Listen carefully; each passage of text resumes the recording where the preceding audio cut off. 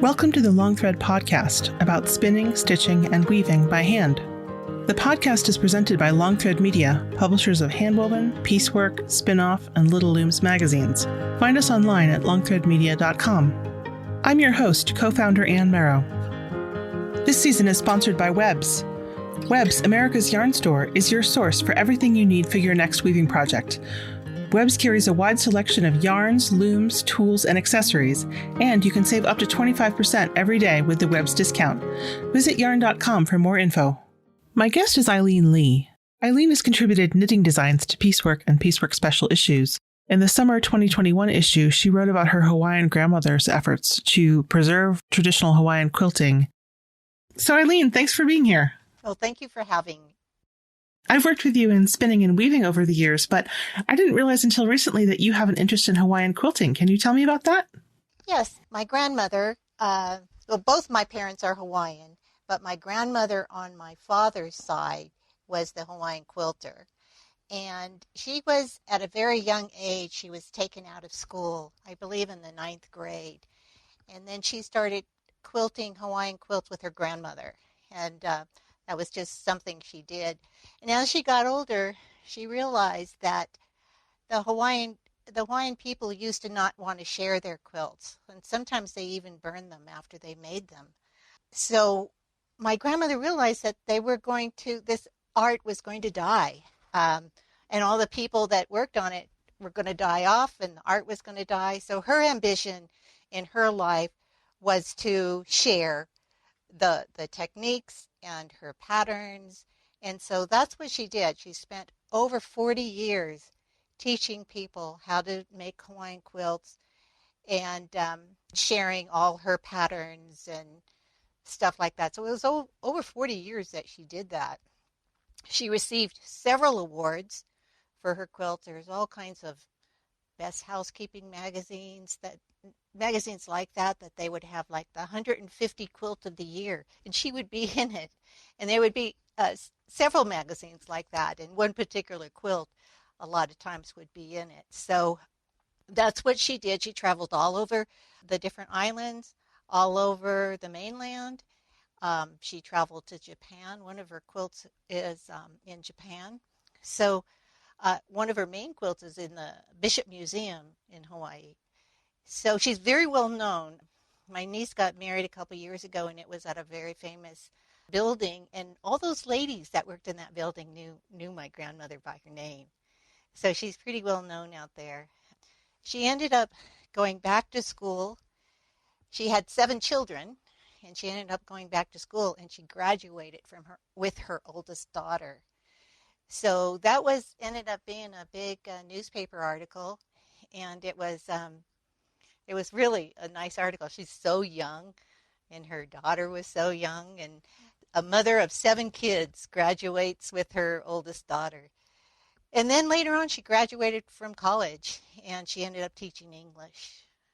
Her main thing to do was after all of that, she wanted to write a book, and she ended up getting Alzheimer's. And so that book didn't happen.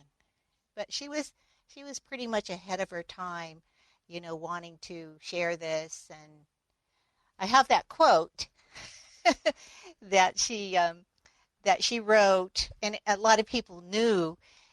This quote was, "We the Hawaiian people have made a big mistake. We've hung onto our quilt patterns and we've given away our land. We should have done the opposite. If we had, quilting would not be such a dying art, and we would all be walking around with rent receipts books today." So that's wonderful. A lot of the articles that she wrote, that quote would be in them. So that's really the story about her. She was pretty amazing. She taught me how to quilt. She made a simple little quilt when I was about maybe 12 years old or so. And she just cut up the fabric, and we both worked on it. You can tell her stitches from my stitches very clearly. Her stitches are so perfect. But I still have that piece today. I mean, it's over 40 years old. Well, it's older than that. So I still have that. And my aunt, her daughter, took over and taught quilting and is still quilting today. She's about 93 years old, but she's still quilting.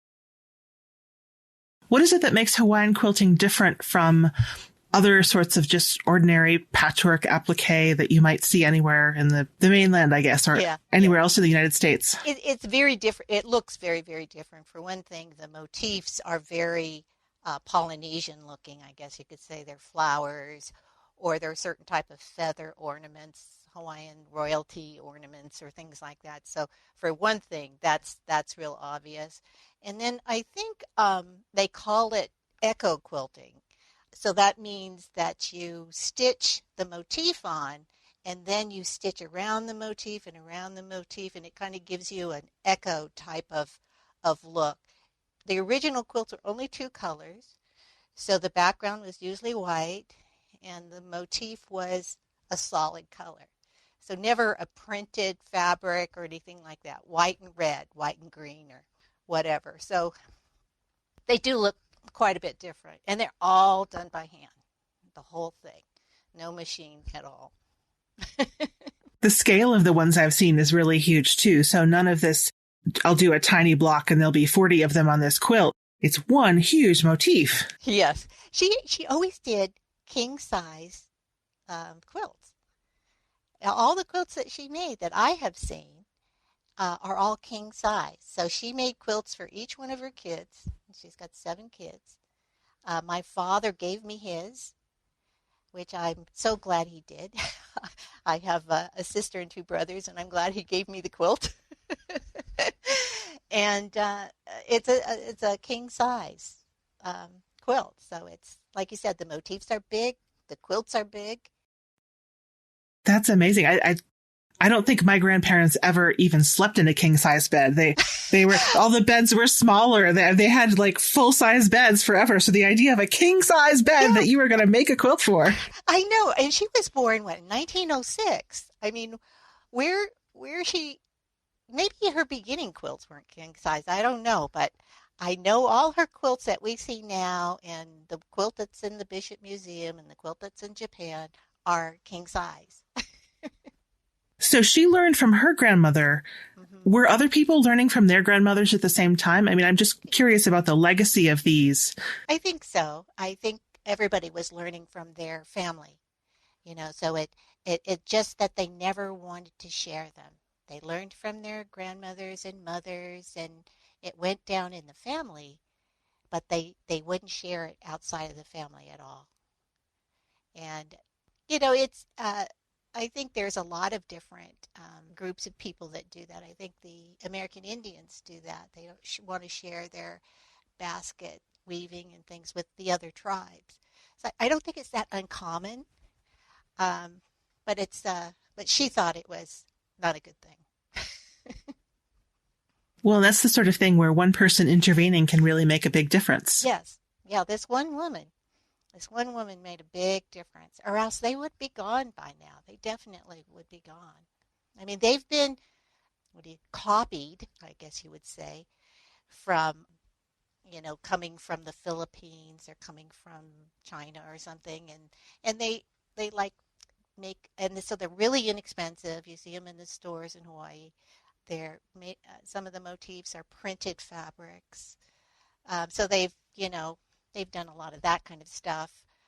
But when you go to Hawaii and you want to see a real Hawaiian quilt, you go to some of the fancy museums and places like that, and you'll see the real thing. Cutting out a motif that size must be a challenge. Well, you cut it. It's kind of like when you made snowflakes when you were a kid. You have a piece of paper, and you fold it in half, and then you fold it in fourths, and then you fold it in eighths, and then that's how you make the motif. You put it on the fabric, and then you cut that, and you open it up, and you've got the motif. So that's how it's made. Pretty simple things. And it actually was the missionaries that came to Hawaii that taught them how to quilt. They were teaching them how to quilt their way of quilting. Then the Hawaiian people started doing their own thing. But yeah, it was the missionaries who taught them the original way to quilt, how to stitch and do all that stuff with fabric. Sometimes old quilts are using little scraps of fabric, but yeah. You can't use a scrap of fabric to make a king-size quilt out of one motif. No, it's a huge piece of fabric. And I'm not sure if the missionaries taught them, actually blanket-sized quilts, or if they were making smaller pieces. I have a feeling they were making smaller pieces like pillows and things like smaller fabric, because the missionaries brought the fabric over and would share the fabric with them. And I have a feeling that it was smaller when they were teaching them how to do it. So the window when this was developed and passed around and taught within families was not all that big then. From the missionaries to your grandmother's lifetime, it was 150, 200 years. Right. 150 years, probably. Yeah, about 150 years. Yeah, you're right. You're right. To have something so big come up and then almost be on the verge of disappearing. Mm-hmm. Yeah, and the missionaries taught them a lot of things. Of course, they taught them religion, and there's a lot of negative ends about the missionaries as well. But they did do some good things, like the quilts. They also wrote down their language so that their language would not disappear. So afterwards, they didn't want them to speak it. But there were missionaries that wrote down their language for them. And so they're lucky for that. You did a project for PieceWork Online that was about breadfruit, and it used a Hawaiian word. Ulu. That was ulu. So that some of the Hawaiian language was incorporated in that as well. Oh, yeah. Ulu means breadfruit. I know, such a small little word. Ulu means breadfruit. But it's one of the simplest quilts to make because there's not so many sharp edges and stuff, more curved edges. So that was known to be the pattern to use for your first pattern when you're learning how to do quilting. So that wasn't the one she taught me on, though. I don't think so. You were advanced. I don't know about that. I was 12. In the blood. So when she thought that it would be a good idea to teach people, who did she start teaching? She started teaching mostly Hawaiian people on the different islands. I remember her telling a story one time that this is what her day would look like. She would go to the park or go to the beach. One day the park, one day the beach. They would have a big group of women, and they would all be quilting, and she would be showing them everything on how to quilt. Then they would go have lunch. Then they would come back, and they would play ukulele, sing, dance, and then they would go back to their quilting. And then maybe about 4 or 5 o'clock, they'd go home. That sounds wonderful. Doesn't that sound like a wonderful day? Yes, we should all be so lucky. But yeah, I think she was mostly speaking, teaching Hawaiian people. But then the other types of people wanted to learn. All the tourists wanted to learn, and so she would teach anybody who wanted to learn. She wanted to teach them. Was she aware of the quilting interest in other parts of the world and other parts of the United States, or was she really focused mostly on the kind of quilting that she did as part of her family? I think she mostly concentrated on her type of quilting. I actually don't know that absolutely, and probably nobody could tell me that. But I would bet that she concentrated on Hawaiian quilting, and again, trying to save the art. That was her main thing. I'm just trying to picture if her work was in these magazines about the best quilts of the year. Yeah. And I assume that she would have gotten a copy of the magazine. And what did she think of all of these other different kinds of quilts? Yeah, and I don't know. I found additional magazines while I was writing this article that my aunt didn't even know about. So I sent the pictures of those magazines to her. There was one magazine that was done that my grandfather entered her in it, but she never saw it because she died right before that magazine came out. So he helped her too with the traveling and the getting some of the things published for her. He was an electrician in Pearl Harbor. That's what he did. But he helped her a lot also. And so your aunt took up the mantle and continued teaching? Yes. And she taught all over the place. She just like her mother did. And she taught, she continued teaching me, my sister, my cousins, everybody that she could possibly teach. She taught for quite a while too. And she's still quilting today. Is she still in Hawaii? No, she right now lives in Washington with her youngest son, Washington State. But she helped me a lot writing this article because I didn't want anything to be incorrect. So I'd always run things past her to make sure that, because she remembers everything. And sometimes she would get irritated with me because I wouldn't say the Hawaiian words right. I wouldn't say them correctly. And and so she would help me out with that. But, that generation, my dad's generation, my dad's 95, she's 93. That's the oldest generation when they were still speaking the language and stuff. Although they're teaching it in school now, so that's good. This makes me want to pick up a needle and thread and some scissors.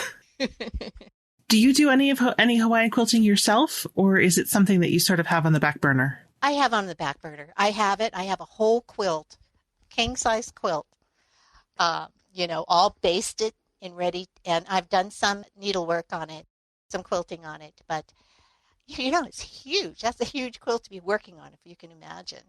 And I think she had like those wooden horses in her house that the quilt would be on. I remember my dad saying he used to, when he was a little kid, he would play underneath them. I think her whole living room was probably the quilt, Yes. When people were quilting together, were they all working on one quilt, like a quilting bee, or were they working on individual projects? Do you know? I think they were working on individual projects. That's a lot of fabric. It's a lot of fabric. That's a lot of that quilting material too. But yeah, I'm pretty sure they were working on individual. That's the way my aunt teaches, and I'm sure that's the way my grandmother taught too. And that's the way we learned. My sister and I, my cousins. I hadn't really thought about that. If you are quilting by hand, that's a heavy piece of fabric to hold and stitch into. Mm-hmm. Yeah, it's not bad. My grandmother never used a quilting hoop, I think you call it, but my aunt does. I asked her the other day. I was kind of surprised. She does parts of the quilt. She'll use the hoop. So when you put something in a hoop, you make the whole project smaller that you can work on because you're just working on that small part. And when you're doing echo quilting, you're working on a small part, but you're working on a big motif. Yeah, it's getting out. It's coming out, out, just like an echo, just like a water when you throw the rock in it, And since Hawaii is made up of islands, I love that idea of the waves. Waves of the stitching. Maybe that's what it should be called, not echo, but the waves. You must be so proud of her. When I started writing that article, my father just moved into a home. And when I was packing up his house, I found some stuff in there about her. I mean, I knew a little bit about her. I was a kid when she was still alive. I remember her. But these articles, it was a woman who wrote a college paper about my grandmother. And it's old. You can tell it's an old typewriter and old yellow paper. And she wrote an article about her. And that's what made me interested in how I can write something about her and work with my aunt while my aunt is still alive. That's what made me think about it. And as I got deeper and deeper and deeper into it, it just got better and better and better. I actually was just going to write this for my family. That was my original idea. And then I thought, I wonder if Kate would be interested in this for PieceWork. I'm really glad you shared it. I love it. And she was. It was really funny. She said, "Oh, Eileen, I just love it. And I love knowing more about you." Because, nobody would think I'm Hawaiian because I don't really look Hawaiian. I think I surprised her with that. But this is the first article I've ever written that's not something I made. it's something that somebody else made, and I'm writing about them. And it took me about a year to write it, but it was enjoyable to write. It was exciting to write it. And my cousins and relatives, and they were so excited when they got the magazine, because I sent them all the magazines, and they were just really excited, and they remember things when they were kids, and they talked about what, when she was working on those quilts, or what it was like growing up in that house when they were kids. And it really brought back a lot of memories for them. And a lot of them called me up. One of my cousins sent me money. She gave me a $20 bill and said, "I want this to pay for some of the posting, because I know you're sending this out to our cousins, and I know you're paying for it. And I know if I sent you a check, you wouldn't cash it. So I want you to keep this cash." In its own way, that's showing support for, wanting to be part of the effort. Yeah.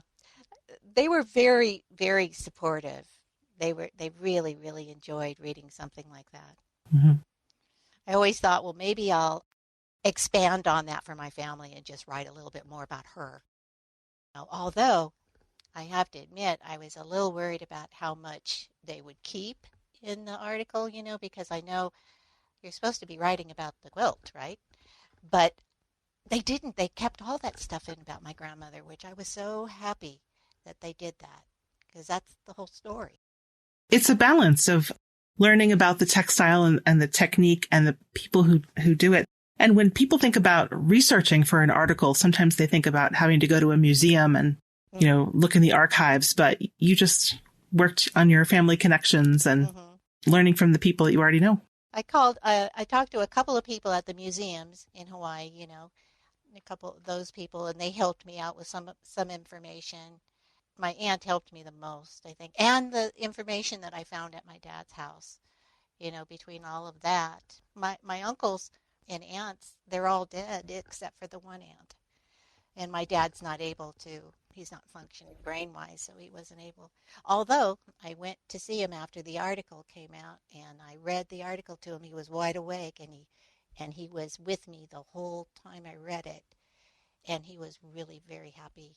It's amazing how textiles and family stories can really connect us that way. Yeah.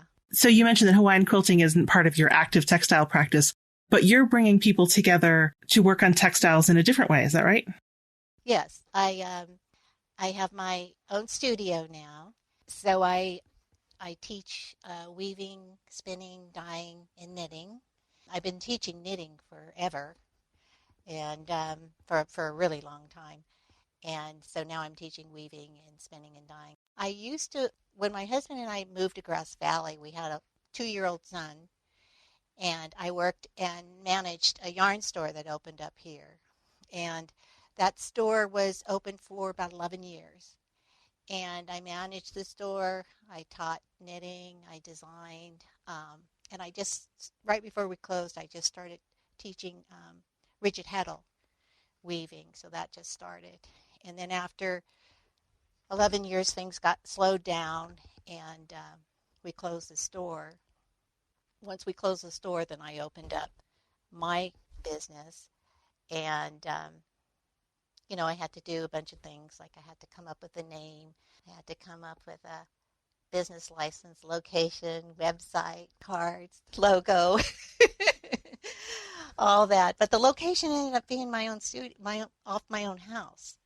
So that worked out good. So I don't have to, rent a building, or I don't even have to go anywhere. So that's what I'm teaching now. We have knit nights once a week. This was before COVID. We have Saturday get-togethers that we do. We have dye days. Some of our dye days during the summer usually, and they're out in my back porch. And for a small fee, just to pay for some of the materials and dyes and stuff, we dye all day. We're just dyeing, and especially indigo dyeing takes a long time because you put in a dip and then you have to wait and let the oxygen get to it and see how dark it gets. And so some people bring their spinning wheels, they're sewing, they're knitting, and we do that and dye all day. It's a lot of fun. Dyeing with indigo is something that really seems to suck people in. Yeah. You start thinking, what else can I put in there? My family was afraid I was going to dye everything they owned. I was looking for T-shirts. I said, come on, you guys, you must have some white T-shirts around here that I could dye. I was dyeing lace curtains. I was dyeing all kinds, sheets for the bed, pillowcases, and lots of shirts. But I did get into, you weave a fabric and you have these huge floats in them, and purposely, and the floats are a different color. And the yarn that you're using is white on white, except for those floats. Then when you take it off the loom, you pull the threads from those floats and it all crunches in, and that's what you throw in the dye pot. And so that all those crunchiness causes the resist. And then when you're done weaving, then you pull that out and you get these beautiful designs. So that was Yes. fun to teach. I think I've heard of that as I think woven shibori. Is Yes. that? Yeah. Yeah. Yeah. That does sound like a lot of fun. Yeah. People get so excited about indigo. Well, they can feel my excitement talking about it and showing them how it works, because it's kind of like a miracle thing. You pull it out of the dye pot and it's lime green, and then you let the oxygen get to it and it slowly turns blue. It's pretty amazing. People had no idea how indigo works. They just knew that they had blue jeans and they faded a lot, and I was going to ask about your sheets and pillowcases. When I've done indigo dyeing, I'm afraid I've had a bit of a problem with crocking, with having the blue rub off. Did you have that with your sheets? What causes the crocking is if you have too much dye on the product. So the key is to have a small amount of dye, bring it out, let the oxygen turn it blue. If it's not as dark as you want it to be, then you do it again, and you do it again, and you do it again until you get the color you want. Versus putting a bunch of dye in the pot, putting your product in there and letting it sit there for 30 minutes or whatever. That's going to crock, because indigo is a pigment dye. It sits on the surface. So that's what causes the crocking. And indigo always has a little bit of crocking, but it shouldn't have a lot if it's done correctly. Dips, lots of little dips. Last time I was working with something that I had dyed with indigo, my hands were blue, and it was not a fun experience. No, it's pretty ugly. I don't like gloves, but yeah, it goes away. You wash your hair a couple of times and it goes away. That's true. That's a good point. So what other sorts of things do you experiment with in your studio with dyeing and weaving? I like working with different structures. I'm not the one that follows directions all the time. So I work with a lot of different structures. I like bright colors. I tend to use a black weft a lot of times because I think it enhances the colors more, and small sets. But I will say the best fabric I ever made was plain weave. And it's plain weave set at 42 ends per inch. And it is the most drapable fabric, the most beautiful fabric I've ever made. So after saying all that about structures, my favorite fabric, I think, the best fabric I ever made was plain weave. and I hope to just do every structure I can possibly do in my lifetime, and a lot of painted warps with them. I like the idea of doing painted warps in all kinds of different structures. I did one recently that was deflected double weave, and it was a painted warp, and it had some solids, and it was just beautiful. How do you approach warp painting? Well, I paint these myself. So, again, it's just like working in my back porch again. I just make the warps. It's Sarah Lamb who taught me how to do that. And, that's how I do it. I warp front to back when I work with painted warps. So I have the reed on the table, and I'll spread out the painted warp in all the slots that I want it to go in. And then I'll bring in another painted warp, spread that out in the slots I left blank, then get it on the loom. But that's really the only time I warp front to back is when I'm doing painted warps. I can't think about how you could do it any other way. So speaking of indigo and blue jeans, I know that it's not the only thing they did, but you spent a long time working for a very famous indigo company. Yes. In its own way. Yes. In the 80s, like the mid 80s and 90s, I worked for Levi Strauss Company in San Francisco. I lived in the East Bay, so I commuted to San Francisco, and I was in the merchandising area originally. So in those days, and I'd say the 80s, they used to have a program, a training program, and they would pick people that they wanted to do this program with. And it would be a program that would teach everything you can possibly learn about fibers, fabrics, production, dyeing. And they would send, I say we because it was me and another woman, they would fly us all over the United States on all the different mills, the spinning mills, the fabric mills, the dyeing mills, the washing mills, all these different manufacturing locations, mostly in the South, and we would just learn everything we possibly could. We took tons of classes on everything to do with fabric, everything to do with indigo, and manufacturing jeans as well. And then, I just worked myself up in the management and then became big manager in the corporate world. You said merchandising. What exactly does merchandising mean? Merchandising is another word of saying how the product looks, how the end product looks. You own that product from the time that it's just very minutely designed or thought of to how it looks on the floor in the store. And it's how all of it goes together. So on this particular product, say like men's jeans came up with that brown cotton. What was her name? Sally Fox? Yes, Sally Fox.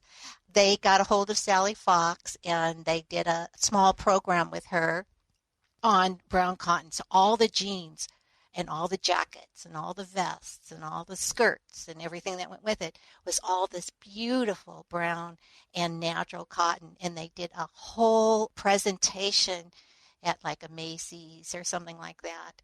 And they owned that whole part of the store where they can merchandise their product to have it look the way they wanted it to look. And that's the only way that it would have been sold. So that's kind of a brief example of what merchandising is. That's one example. But it's really, we would have to go to stores and work with buyers and sell our ideas. And the ideas would be a number of things, not just one jean. It would be jackets and shirts and all kinds of things that go with it. And it's all got to go together.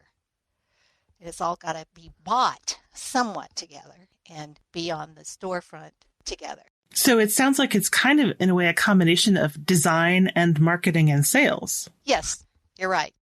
And at that time, I didn't do it all, but I was responsible for designing of the product. Although I had designers, that did it, and then merchandising it, working with the stores to sell it. And I didn't work with all the stores. We have a huge sales force, but I would work with the main ones, the big guys. And then producing it for a price that would be, affordable. And sometimes that would be in the Orient. Sometimes a lot of times it's in the U.S. if it's any kind of denim product. But the shirts and things like that were not in the U.S. So I was responsible for that as well. And then finance, how much money you're going to make or not. And the bottom line, There is a report that we had called the IPS, Inventory, Production, and Sales. And that was the report we had to put out every month to see how we did, what our inventory was, what our production was, and how much we sold, and how much money we made. So you said jeans in the U.S. Why jeans mostly in the U.S.? Well, at that time, we had the factories. Levi had the factories to make them. That's what they did. The whole idea when Levi first started was to make jeans in the U.S. So in those days, the 80s and the early 90s, we were still producing in the U.S. and still had a lot of factories here. Over 30 years, you must have seen a lot of changes in the way fabrics were made in the U.S. and around the world. It's like this country can afford to pay for things, denim, jeans, or stuff that come from the U.S. anymore. It's so expensive to produce products like that, and your competitors can produce it by doing it offshore and have wonderful products. The one thing about having a lot of production in the U.S., and Levi is a huge, huge company, it doesn't move. There's not much flexibility in a factory. So if you want to add a little tuck here or a little pleat here, oh my gosh, it's a big deal. Yeah. So it's a big machine. And so there also is not any more, there isn't any flexibility. So when the market started changing and people started buying other people's jeans, especially men's, I mean, men's jeans is what Levi owned, the whole men's jeans market. That's huge. Women's is much smaller. Women's market and everything they do is much smaller compared to men's, and children's is even smaller. But when they started getting slow in men's jeans, then that's a pretty serious thing. And all these jeans that people were in, kind of like indie jeans, they're doing their own jeans. They cost $80, and it doesn't matter because they're unique. That next generation didn't want to no longer wear their father's jeans or their grandfather's jeans. And so business just got slower and slower, and the fabrics weren't all the time twills anymore. They were making jeans out of, they call it square weave, but it's canvas, different types of plain weave. But it's indigo. It's still indigo, but it's not denim. It's not twill. So the market changed a lot. We just couldn't move that fast. I don't know if Levi has any more factories in the U.S. anymore. I don't really know. And so now you have the ultimate small scale, air quotes, factory where you can make any kind of tuck or pleat you want. And I think if some of the people in Levi that I used to work with knew that what I was doing, they would just be laughing their heads off that I'm actually weaving. Because they used to go to factories and see weaving in a huge scale, a whole room full of looms, loud, really loud. And yes, and you're controlling your own indigo. It's not rubbing off on your pants. That's right. I know how to do that because they taught me. I know some sewing techniques that I learned from Levi of what not to do, because the sewing operators were paid by the piece. So this one operator might just be doing this one seam, zoom, zoom, over and over and over again. Some of the things that they would get in trouble for is if they didn't change their needles all the time. Oh, yeah. Because that would make them stop, right, and do that, so they would lose time. But you can tell on a pair of jeans if their needles are dull after they're washed. And then something else. What was it? Oh, yeah. Have you ever had a pair of jeans where the leg twists, especially when bell bottoms were around, when the leg will twist and all of a sudden your front seam is almost in the center of your leg? Mm-hmm. That's caused by an operator. The seam from one end to the other is not matching, and so they're stretching it so that it matches. Oh, my goodness. So that's what will happen. Your leg will move toward the center of your leg. All of these secrets. But Levi was, if you sew, the way the factory is made up is exactly the way we sew when we just do one little pattern. It's just they might be making 150 jeans at the same time. The pattern pieces go on top of the fabric that's put in a location that's put on by these big forklifts, so the fabric is 4 or 5 feet high, and then this big machine comes around and cuts around the pattern pieces, cuts the notches, including the notches, and everything. And it's just exactly like the way we sew. It's just in a much bigger way. So the weaving is totally different, but the sewing is similar. Yes. The weaving is huge. When you're at a weaving factory, I mean, there must be 150 looms or more in that room, and it's loud. It's really loud with all the beating, And I think when the shuttle goes across, it's loud. just with the shuttle. It's similar to the way we weave. It's the same, but it's just bigger. The looms are huge. The bobbins are huge. Everything is just bigger and loud. I just thought it's so interesting that you said that, men's jeans declined because people didn't want to wear their grandfather's jeans, but you're preserving your grandmother's quilts. Oh. So we've been talking about, sort of where you've come from and where you are now. What are you thinking about doing next textile-wise? I think I want to explore more weaving. Like I mentioned before, I want to do every structure I possibly can, and then I want to do all those structures in painted warps probably. I definitely would like to write more articles. That's something I really enjoy doing, so I'd like to continue with that. I'd like to do some programs with local guilds, and then I want to continue teaching because I enjoy teaching so much. I love to see people get excited about what I get excited about. It's fun. I've always liked that. I think I get that from my grandmother. And then I'd like to spin more. We just got a border collie puppy. I don't know what we were thinking, but I haven't been able to spin much because of him. So I'd like to start spinning again, and I've always had projects in mind to spin and weave with. And then I just would love to be around people again. So I think that's what I'd like to do. That sounds like a great plan. Well, thanks so much, Eileen. I really appreciate it. Thanks for spending time with me. Well, thank you very much for having me.